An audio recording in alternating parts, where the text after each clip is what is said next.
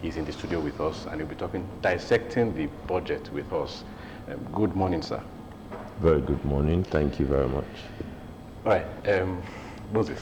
Yeah, thanks so much for coming. Yes, talking about the budget of sustainable legacy. And let me just start from the rear. What percentage, implementation are you targeting, for 2026, and how will you measure success? Okay, thank you very much. It's interesting that you're starting from the rear. What percentage are we targeting? So traditionally, we know that because it's not an exact science, getting 100% may not happen, but we're going to try our best, of course, to strive for 100%. But for us, once we're at about 80%, we will be quite happy with ourselves, So anywhere between 80 and 100%, to answer you directly. All right, the budget, the capital expenditure for the budget is far exceeds the current expenditure. This, to someone that is looking from outside, shows that the state is going to be literally a construction site, so to speak. Now, what brought that to mind? What is the brain behind the concept behind that? Okay, well, to answer directly, it's basically best practice. It is best practice. We have said what we want to achieve is sustainable legacy. And even beyond having sustainable legacy as our theme in 2026, right from the inception of this administration, under His Excellency Prince Dr. Abiodun, CON, what we've tried to do is ensure that we have more allocation to capital expenditure than we have to recurrent. Like I said, is to achieve sustainability. Even as individuals, you don't want to spend more on day-to-day eating than you spend on investing in the future. So essentially, this is investment in the future of the state, of our people, and of our children. And so, as usual, our plan is to spend more on capital than we spend on recurrent. Precisely, it is 63% that we intend to spend on capital. And it may not only be, everything won't be construction. Everything won't be construction, because once we say capital, everybody's mind goes to construction, not only construction.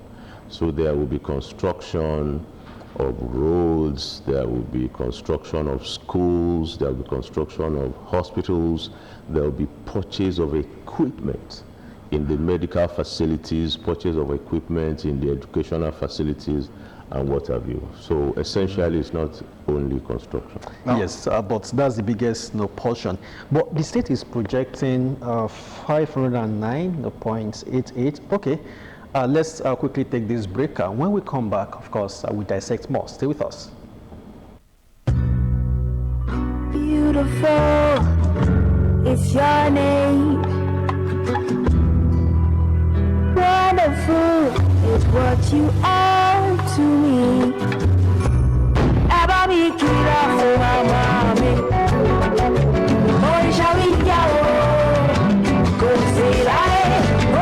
Every mom, a treasure beyond measure. 3 Crowns Milk. Healthy moms, happy families.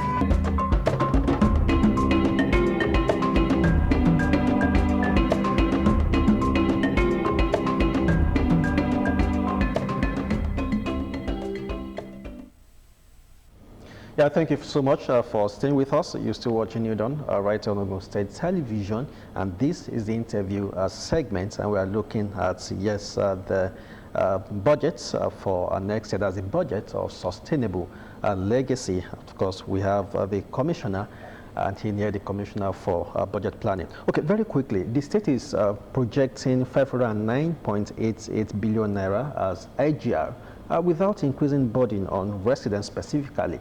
So are you activating new revenue streams to drive this? Well, let me remind us that Mr. Governor, His Excellency, stated that we would expand our revenue base without any extra burden on the citizens. I think you should accept that at this point. So let the citizens rest assured that this is not going to be increasing the burden on them. By the way, the new tax laws that will take effect from 1st of January actually expands the exemption window for low-income earners. So the citizens can rest assured that this is not to create an extra burden. However, for us, when you look at the tax to GDP ratio, it's clear that we have been leaving money on the table. And that's where I'm going to leave that conversation this morning. So what we intend to do is further strengthen our revenue generation mechanism. The main thrust and the main drive will be a tool we've been using for some years now, which is the medium-term revenue strategy. And that's why you see that we have a reputation as a state that keeps growing its IGR year on year. We know that we have not gotten to where we should be. Like I said, the simplest test of these things is tax to GDP ratio. You understand, there are climes where you have up to 20%. We're still struggling at about 13% around here. So we do know that there's room for improvement in that area, and we intend to fully drive that this year, or Right. well, in the coming year. In 2026, the government intends to construct minimum of 450 kilometers of road. Now, this is unprecedented in Ogun State, if my memory serves me right. Yeah. Now, what do you intend to achieve? And also, is this a testament to the fact that the town hall meetings, the inputs from the people is being fathomed into all this? Excuse me. Well, let me start from where you ended. We don't just go around doing jamborees and wasting the people's time. We have always been taking into consideration the input of the people. So you are correct. It's a testament to, the yearnings of the people. And if you listen carefully day before yesterday, the government led by His Excellency is also fully conscious that this will be the last budget that this administration will fully implement. And so there's no room to push anything forward to anywhere anymore. It's as simple as that. There's no room to push it further. There are targets we set since 2019. We've gone, sat down to recalibrate, and we've seen that, okay, you need to run at this rate if you must achieve some of those targets. So, God helping us, we intend to do a whole lot in 2026 under the leadership of His Excellency Prince Dapo Abiodun. So what's the implication of the 450 kilometers of road on the economy, especially on your targets for 2026? What's the implication for the economy? If you check the budget speech of Mr. Governor, we're aiming for a GDP of about 18 trillion naira. Now, a major thing that will boost that will be this infrastructure spending that you're talking about. And it's going to have how do I put this? It's going to affect the entire value chain. It's going to affect the entire ecosystem. So when you do that level of spending, it's going to affect every other area as well. So the contractor is subcontracting some things. The contractor is buying cement, is buying iron rods, is employing more people. Now, when the roads are finished, it also affects the ecosystem positively, because it then means that it shortens transportation time, commuting time for you to do business. It also brings down transportation costs. So the pervading effects are actually overwhelming. So we expect it to have positive effect. And by the way, it's not only the infrastructure that will have such effects.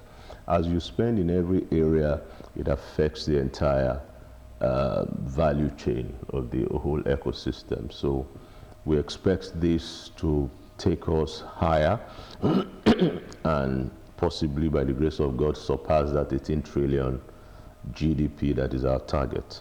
All right. Okay. Yeah. Federal allocations are projected at 554.81 billion naira.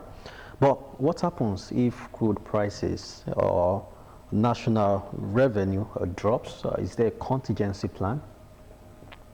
Okay. So, of course, there's always a contingency plan. So I'll tell you, number one, a lot of people don't realize it. There is a minimum limit below which federal allocation will not drop. This is institutional.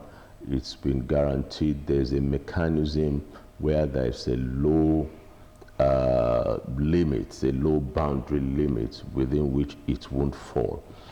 Permit me not to get into that here, but I promise you that there's a limit beyond which it will not fall.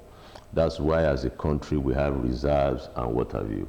So be rest assured that it's not going to fall to that disastrous limit where we can't operate. That's number one. Number two, you also need to check our antecedents as a state. One of the reasons we're always top 3, top 4 is that when you do your analysis and you do your deep dive, you realize that we are able to survive even if FAC allocation drops. It's a very simple matter. You see our IGR keeps growing year on year. So that sustainability, that capacity to survive, even if federal allocation, well, I don't like to call it federal allocation, federation allocation. Even if federation allocation drops, you can be sure that we will still be able to survive. Of course, we won't be able to survive, well, let me not use the word survive. We won't be able to achieve our 1.7 trillion. Of course, we won't be able to, but I promise you we will meet all our recurrent expenditure fully, and even some of our capital expenditure. Thank you. All right, let's look at some of the achievements for 2015 as a springboard to 2025, springboard to 2026. Yeah. GIA, Gateway International Airport, is one of them. The first flight took off from Ogun State to Abuja, and we are seeing something in the trend from what the governor read. The Olaolu deep sea port is one of the things that you are looking at. Yeah. The dry port is one of the things you are looking at. Now, what is the role of PPP in achieving this in 2026? All right. So, one, let's talk about the GIA. GIA is already done. The local wing is done. Part of the plan in 2026 is to expand it to have an international wing. Plans are still on to eventually concession the GIA. So that's where PPP begins to come in. As a state, if you go back and check the vision statement and the mission statement of this government, His Excellency always talks about public-private partnership. For us, it's still a major plank. So the plan is to eventually concession the GIA, so it is fully commercialized, and the government will only get, proceeds of the, revenue streams without having to without having to get involved with day-to-day operations. We will just be monitoring and making sure we have an enabling environment. Now, there's also the Gateway Air that will be coming up. Again, that will also be a matter of PPP, because we also, in terms of the competence, yes, there are a few appointees on stream now who have such competence, but you recognize that you need a whole gamut of operations around that. So PPP will come in that space as well. Now, the kind of investment you need for an Olaolu, I can assure you, can only come from PPP. So definitely PPP would come in within that sphere. And a lot of work has also been done in the PPP space. Before the advent of this administration, we didn't have a PPP law, meaning that whatever you do in the PPP space would be based on the whims and caprices of whoever is the chief executive of the state. And that's actually our firm belief that that's why we didn't have plenty success in that area before now. So we're quite confident that PPP will play a major role in seeing Olaolu take off, in seeing the Gateway airports become fully commercialized, and in Gateway Air fully becoming commercialized. Thank you. Okay, the state intends to borrow 518.9 billion naira. So I'd like to know how much of this is loan, how much is grants, and what are the repayment timelines? Well, unfortunately, I'm not able to disclose that to you at this point. At the House of Assembly on Wednesday, for your men who were there, they will tell you that a resolution was passed that allows the government to, do a debt issuance to be able to fund this budget. Now, the full details, of course, we have our details, but these are not things that we can disclose at this point. But just rest assured that we will follow all the due process that should be followed. The House has already passed the resolution on Wednesday, and the resolution allows us to negotiate and do everything within the ambit of the law to get this done. Now, there are, of course, and I'm happy that you have raised the issue that capital receipts doesn't necessarily mean loans. The whole of this figure is not loans. There will be grants involved, and there will be internal loans, and there will be external loans. So this also includes monies we're expecting from our development partners. That's the World Bank, the EU, the French organizations, and the German organizations. So that's what you have in there under the 519 billion. But permit me to stop here so that I don't disclose things. At this point, it's rather premature. You understand me? The House has passed the resolution. There are still things we need to clear with the House and all that. So it's really not, it will be premature to begin to say these things at this point. Thank you. One of the successes of 2025 is the hosting of the National Sports Festival. Yes. And the hosting, more or less the biggest and the best since the inception. Now it has opened the door for so many sporting activities, international games. Falcons played here for the first time in a long time. Now, in the 2026 budget, we are looking at, the agriculture is looking at upgrading the stadia in Shagamu, in Ijebu-Ode, and in Ilaro. Yes, yes. Yeah. Looking at having a state pavilion and all of that. With this, are we trying to bring Lagos to Ogun, or bring the international? What are we trying to do with this? are we trying to bring Lagos? No, we are not trying to bring Lagos. But we are trying to bring the people who are otherwise struggling to survive in Lagos to come here for a better life. So we don't want to bring Lagos. Lagos should stay where it is. But the whole idea is that, sports is big business. And the ecosystem around sports is unbelievable. You see countries struggling to host the World Cup. You see them spend millions of dollars, if not billions of dollars, to get ready to host. That should tell you that there's something in sports that can drive your economy. I'm happy you have noted the success with the Gateway Games. And so we've seen that our initial thoughts were not wrong. We've tested it, it has worked. We've seen the effect on the value chain. We've seen hotels thrive.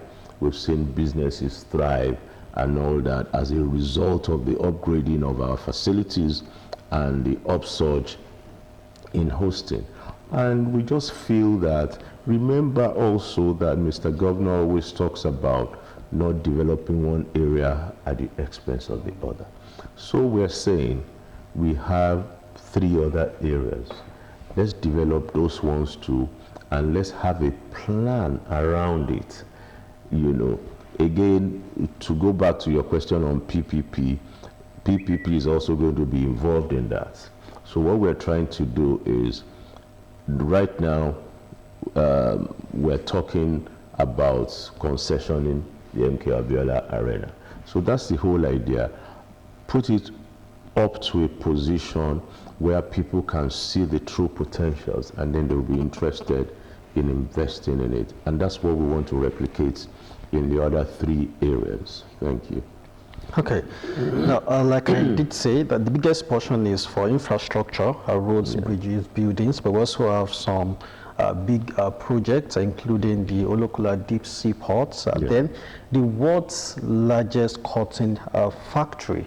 I mean, I would love you to speak, to that. How we ensure residents, benefit from this, and how we also ensure that the assets are not, captured fully by private interest, and how would this even be driven? The world's largest cotton factory in Ogun State.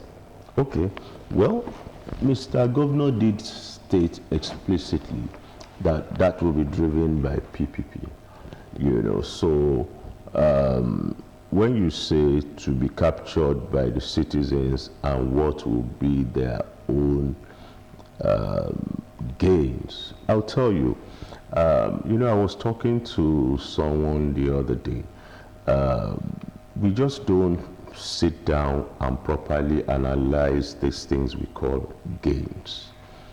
If a man owned property in Ibarra and the value of his property before now was 30 million, and today the value of his property is 200 million, you would agree with me that this government has done something that has made the value of his property to move up several fold. Now, such a man will sit down and say he has not gained anything. How?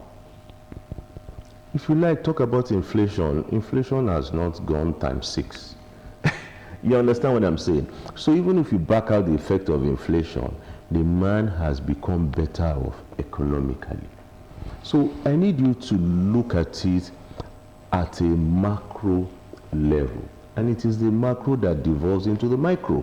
So now going back to this cotton thing, if we have that kind of thing in this state, I promise you that it's going to affect the economy of this state in a geometric manner. Let's look at the most obvious one. You set up a company here, they begin to pay levies and taxes in this place. It increases revenue of government. is that revenue we're using to do those roads and those hospitals and those markets. So already there's a clear gain that everybody will see. Now, even if they will bring the MD from outside Ogun State, they cannot bring the entire workforce from outside Ogun State. So again, employment opportunities will happen. Again, I repeat, even if they bring the MD from outside the state, he must rent a house from a landlord in this state. Right? He must go to the market in this state. So the advantages to us and what will accrue to us is just enormous. Now, when you also begin to produce at that magnitude in this state, another set of people are going to be created, distributors for the cotton company, retailers for that company. It's going to bring down cost of cotton around here. So even the tailors are going to gain from it. Now, when tailors begin to gain, those that are selling needles are going to gain, those that are selling threads. So it's just also very pervading. And so I need people to, when we begin to talk about gains, let's look at it holistically. By the way, I mentioned GDP of 18 trillion. When you understand that GDP was around 2.83 trillion in 2019, that also tells you something. I mean, GDP is the aggregation of our incomes. So you can't tell me that that man too on the street is not gaining something. Thank you. All right. One of the successes of this year, I'm trying to use this year to project to next year, if I'm to do that, is the reconstruction, should I put it like that, of the Olumo Tourist Center. It's now become a major hub for tourism in Ogun State. But in the 2026 budget, I can see the Gateway, the proposal of the Gateway Afrobeat Drum Festival 2026 to promote tourism. I can see youth engagement. I can also see the 50th anniversary, the cultural, educational blend of it. Now, what is this going to, how massive is it going to be, and how does the state government intend to drive it to fulfill its objectives? It's interesting. You just turned this commissioner for budget into commissioner for culture and commissioner for sports. And because I'm sure you put the figure opposite the objectives. Well, so it's going to be big and it's going to be massive. His Excellency referred to it. When he talked about how when the Gateway Games was going to start, the whole event around it was centered on drums and all that, and mentioned the fact that the the first drum is here in Ogun State, and there's a reason we've been doing drum festival here. But there's a bet to this. It says Afrobeat Drum Festival. So this is going to be beyond drums. There will be a lot of drums, but there will also be a celebration of Afrobeat. Of course, you know that the king of Afrobeat himself, Fela Anikulapo Kuti, is from Abeokuta here. You also know that a lot of the current day Afrobeat stars are from Ogun State. So it's going to be big, it's going to be massive, but that's the extent I can tell you at this point. I will advise you to invite the Commissioner for Culture. We'll also be doing Ogun at 50. We're going to turn 50 in 2026.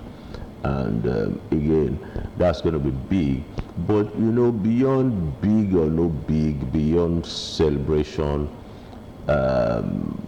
what I expect people to have seen right from day one is that this administration is focused on the gains to the state and to the people.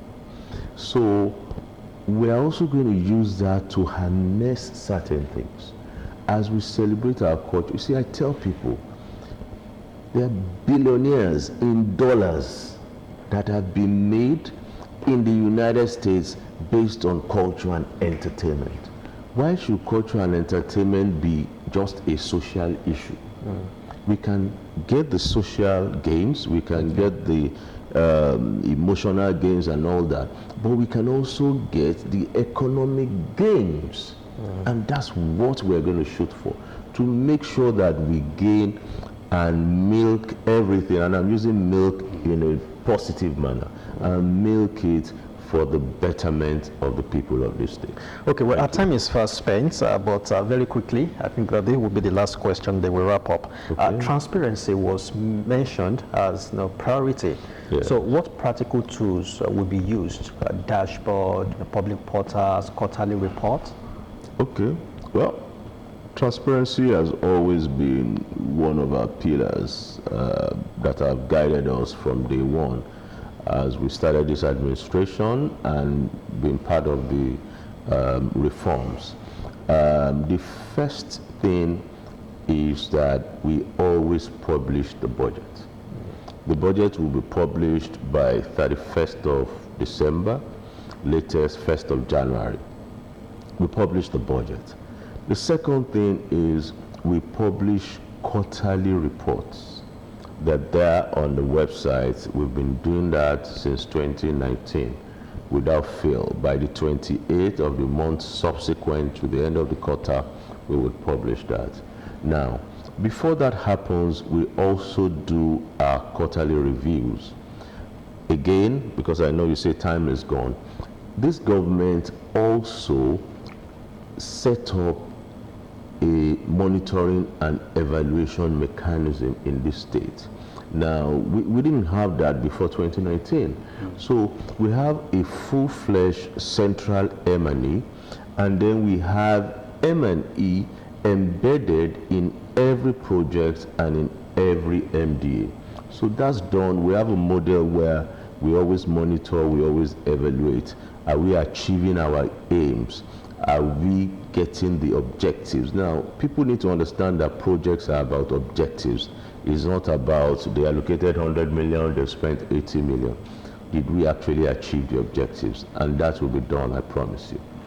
All right, thank you very much. One objective they have achieved on this program is that we have helped you understand the document that the governor placed before the Ogun State House of Assembly, and that is to the budget of 2026, how it will be spent, how the revenue will be generated, and one thing's for sure, that is not going to affect you, the public, adversely. On this note, I want to say a big thank you to the Commissioner for Budget and Planning, Ogun State, for coming. Mr. Olaolu, Olabimtan, thank you for doing justice to this and educating and informing the public. Thank you very much. Thank you for having me, and thank you to our viewers out there. All right, we have to go. Moses will draw the curtain today. Okay, many thanks for joining us. New Dawn returns on Monday with another set of anchors. So do have a lovely weekend. Bye for now.